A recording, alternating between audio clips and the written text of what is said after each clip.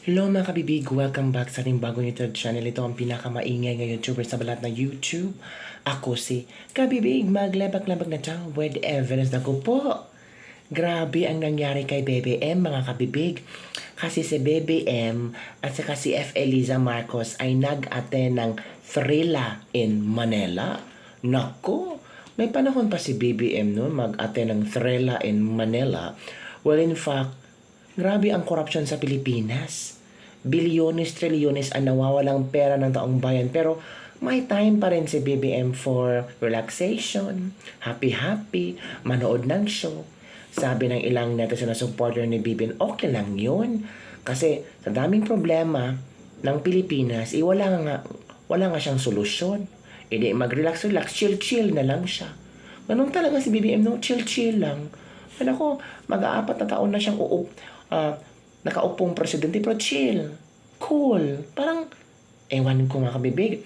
Ito kabibig nag-trending ang videong ito kung saan mga kabibig, ito pag-usapan. Sabi ni Kiko Barzaga, nag-boo ang crowd. Marcos Jr. present sa Thrilla in Manila 2, Kiko Barzaga naawa kay Marcos Jr. matapos sigawan sa Araneta. Nako po, sabi ni Kiko Barzaga, sinigawan raw ng ikulong na yan. Hala, ikulong na yan.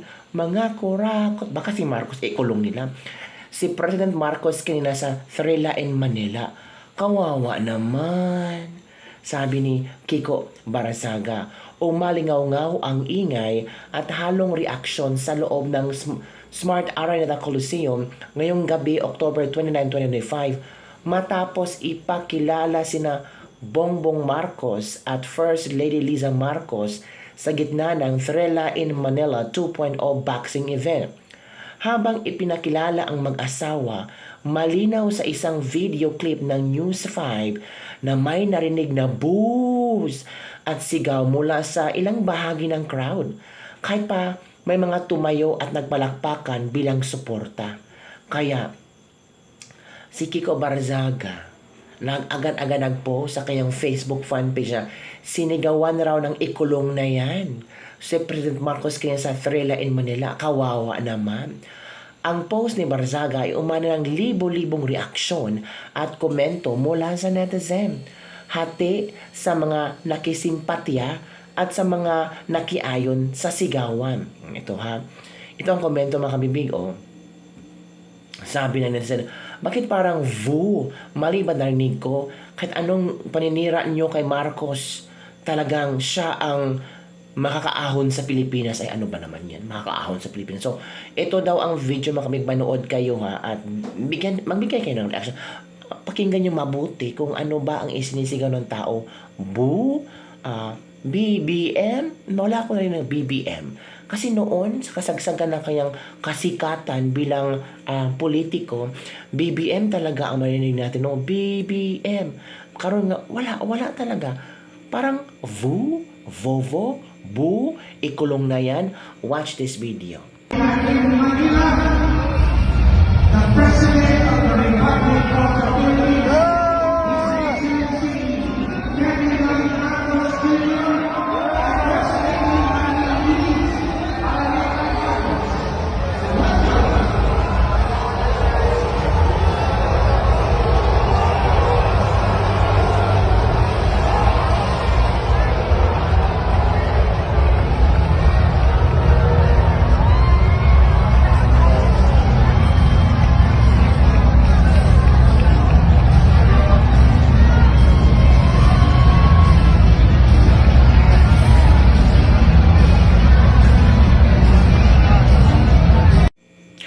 Narinig nyo ang video Narinig nyo mga sigawan ng tao.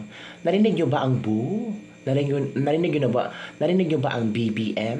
Parang narinig ko lang yung palakpakan, pero medyo may narinig ako mga boo, mga ganun kami. Ang ingay kasi ng ng environment. Sabi ng mga netizen dito nag-comment talaga sila. Sabi nito, hindi kinakaawaan ang salot. Hala, Bongbong Marcos, totoo ba? Believe pa naman sa yung anak mo. Oo nga, si Sandro Marcos. Natural. Ama niya si BBM. So, dapat siya bilib na bilib. Buti nga sa kanya, merese. Kakahaya yun. Ay, hala, anong nangyari? Kagaling nga sa Malaysia, tapos I think bukas pupunta naman siya sa South Korea. So ngayong gabing ito ay mag-relax siya. Manood siya ng Thrilla sa Manila 2.0. Kasi inimbitahan siya ni Manny Pacquiao. 'Di ba? Noon magkatunggali, magkaaway sa politika, sa pagka-presidente, ngayon veso-veso na. 'Di ba? Oh, nako, deserve na deserve. Oh. Maraming Pilipino ang nanghihinayang sa legasya ng iyong ama Bongbong Marcos.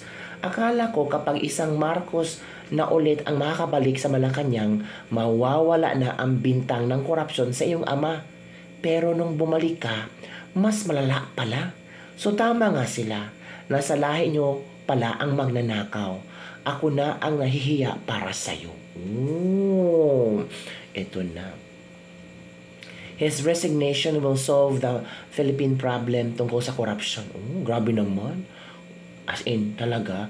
Ay, ito kabibigan, may nabasa akong post na galing kay Ryan Linguaje. Nanood siya ng Thrilla in Manila. Disclaimer lang ha, ito yung napansin niya.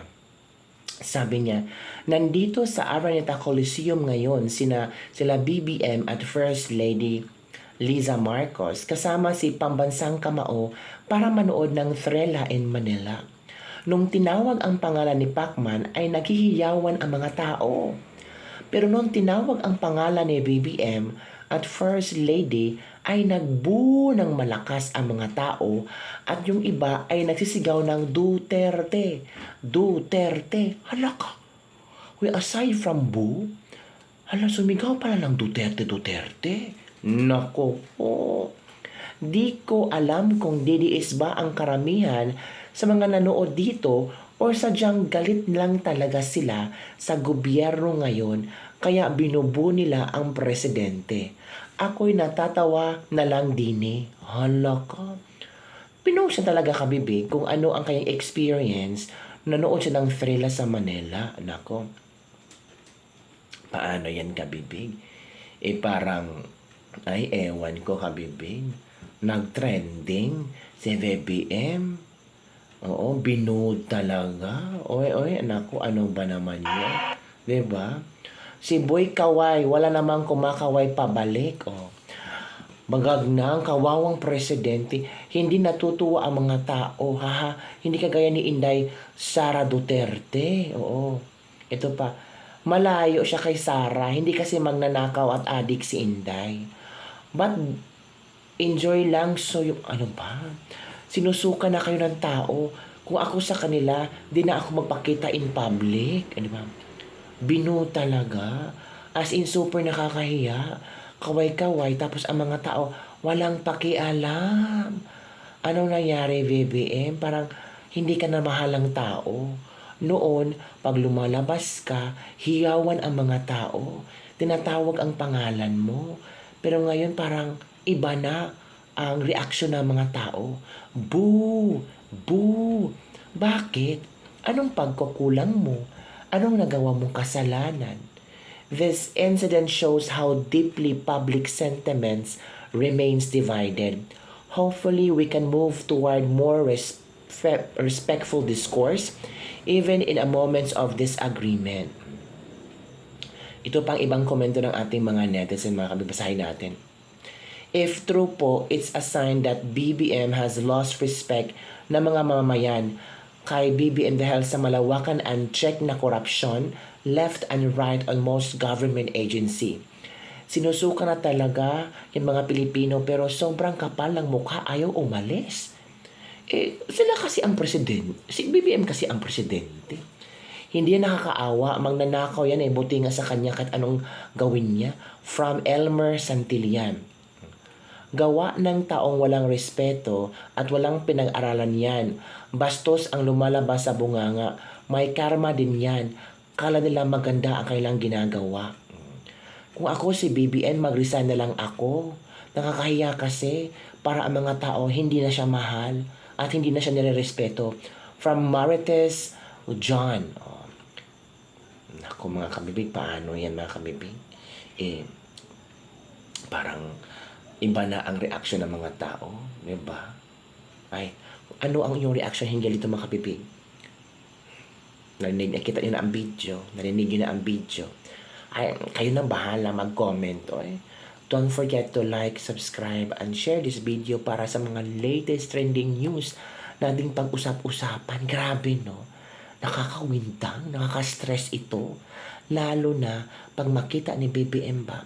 Pero sabi ng iba, si BBM ano lang parang na-immune na siya sa mga boo, sa mga negatibong komento sa kanya.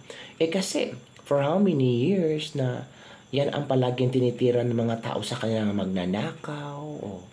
So, dead man na lang si BBM. So, para daw si BBM parang nung nabuo daw si BBM, sabi ng ilang mga netizen ko, no, parang dead man na lang. Parang lahat ng boo, lahat ng basher sa kanila, parang kinakain na lang ni BBM everyday. So, yun na nga kabibig. Ako, nakakatawa talaga itong mga nangyari kay BBM ngayon. 0% tarif pa sa ibang bansa, pero sa Pilipinas, hindi pinagbigyan ni Trump. 19% pa rin. Kawawa talaga ang Pilipinas. Tapos tumataas ang dollar rate kumpara sa peso. Ay nako, binaha ang peso talaga. Nilubog sa baha ang peso. Nakabibig. Bye everyone. See you next time.